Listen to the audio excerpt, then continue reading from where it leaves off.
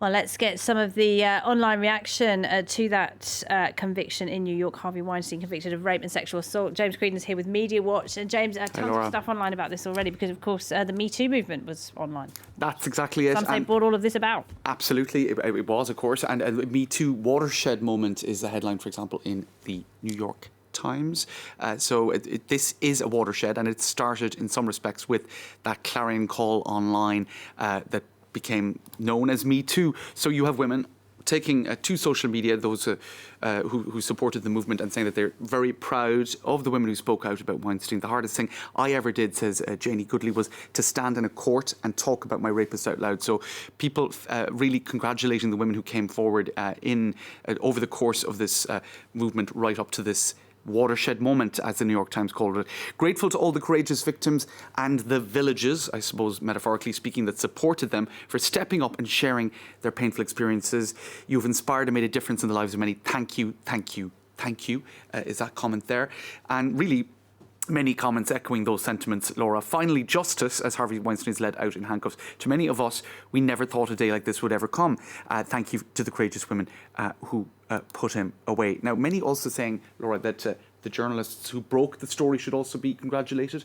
Very high-profile journalists such as Ronan Farrow, who, of course, was involved in that. Also, Jodie Cantor at the New York Times.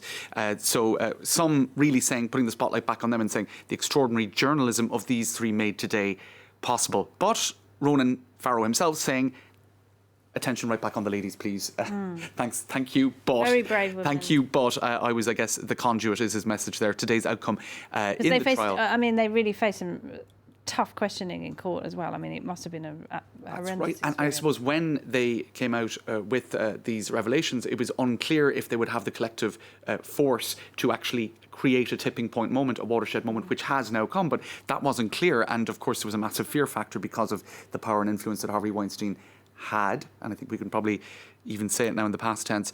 But just to finish on that, this is a quote from the lawyer, Arthur Adela, photographed there to the right of Weinstein. As sure as I'm a bald man, we will be appealing. So I suppose we'll have to wait and see what the outcome of that would be. Thanks. All right, let's move to India. Yes. Donald Trump and Narendra Modi are pretty fond of each other, aren't they? It was a real... Oh, did he write that? It was a lovely... Picked that up quickly, didn't he? I suspect it was written for him, but we can luckily translate it. But, you know, the sentiments are pretty obvious. It's like, we love you, you love us, we really, really, really love you. And there was even this kind of no-comment video here. He didn't even say anything. He just put up this video with scenes from...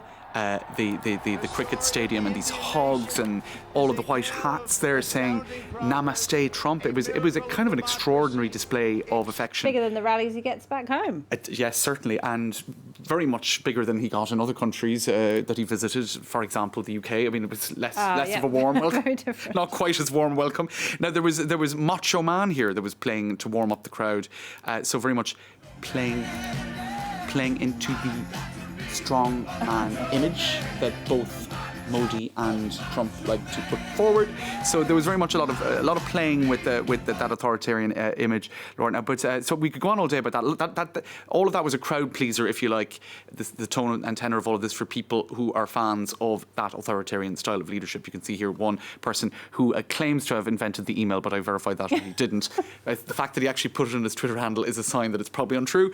In any case, but he did do. Maybe he did, but someone else pipped him to the post. Well, that's kind of it. He didn't trademark. No, he wasn't the first. But in any case, it did appeal to a lot of people who are fans of that leadership style. Not everyone's so happy there, right? But some were juxtaposing images, Laura. There was all of this going on, lovely, fluffy bunnies and whatnot. And here on the right, you actually had quite a few violent scenes in the streets of New Delhi today.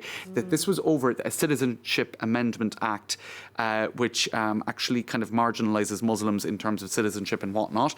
It has been vastly criticised, and there were clashes today on the streets in the national capital on a day when Trump lauded Narendra Modi's commitment to a unified and secular India. And you have this image, which actually got an awful lot of shares. It was a man who seems to have been beaten in the midst of those protests.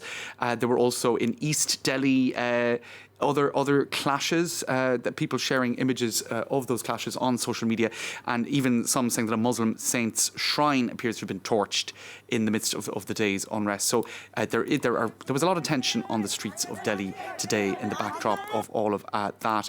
And this just 11 miles from the mansion where Trump and Modi will meet tomorrow. I'll finish with this comment. Some people really saying that India is well on its way to becoming an authoritarian state. Clashes and incidents of violence such as this continue at multiple locations, and pointing to as well a major PR exercise. So I think that's a pretty unvarnished account of the day's events. Shall we end on a lighter note? Yes. A cat is standing for local elections in the French city of Rennes. Yes, I still haven't figured out how that's actually possible. I was going to say humanly possible, but felinely possible.